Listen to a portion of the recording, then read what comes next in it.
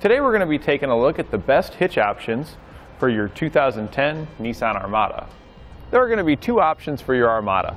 There's the Draw-Tite, part number 75644, and the CURT, part number 13188. Now you're probably wondering what's the difference between these two hitches. While they are very similar in most aspects, there are a few differences, so we'll cover those first. When it comes to clearances, the CURT's going to be the winner. The CURT has about 2 inches higher clearance from the ground, and the center of the hitch pin hole is 1 inch closer to the bumper.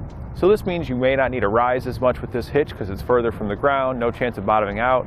And with the hitch pin hole being about 1 inch closer to the bumper, it's going to give you more clearance for accessories that are going to go into the back of your hitch and be near the bumper, such as bike racks or cargo carriers that fold up. Now this can make or break the difference between your liftgate opening and not. And when it comes to appearance on the vehicle, that one's going to be a bit more subjective. The CURT's going to sit higher up and will require you to remove a panel, whereas the Draw-Tite won't require any panel remover, but will sit below the bumper. So this one's going to be a little bit more noticeable, but you'll be able to keep that factory bumper look. This one's going to be more tucked away, but will require a panel to be removed. The Draw-Tite does have a couple features the CURT doesn't. It has a bracket already made on for your 4-pole connector. So the CURT doesn't have this, where you may have to buy an additional long bracket or other bracket to mount your 4-pole outside the vehicle. The hook loops on the Draw-Tite are going to be wider, so it'll be a little bit easier to hook some of your larger hooks and more accepting to various size hooks than your CURT might. And the Draw-Tite does have a hole for a J-pin.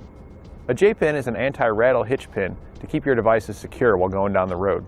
Now that we've discussed some of the differences, let's talk about how they're similar. They're both going to have the same weight ratings, so you're going to have a 600-pound tongue weight on both and a 6,000-pound towing capacity. When using a weight distribution system, it's still going to be the same. However, those numbers are going to rise for both hitches to a 1,000-pound tongue weight and 10,000-pound towing capacity. They're both going to be a Class 3 hitch with a 2-inch by 2-inch receiver with reinforced collars. As far as installation goes, they're both going to install relatively the same.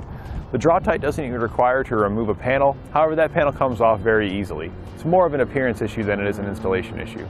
They both feature a steel construction with a black powder coat finish. This is going to help reduce rust and corrosion.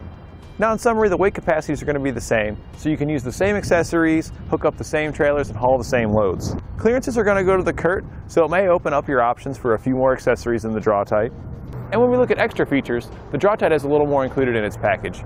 It comes with a bracket for the 4-pole connector and the option for a J-pin hook. And lastly is appearance. Now in my opinion, this goes to the CURT.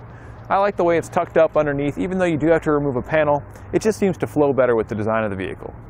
And that completes our look at the best hitch options for your Nissan Armada. Thanks for watching.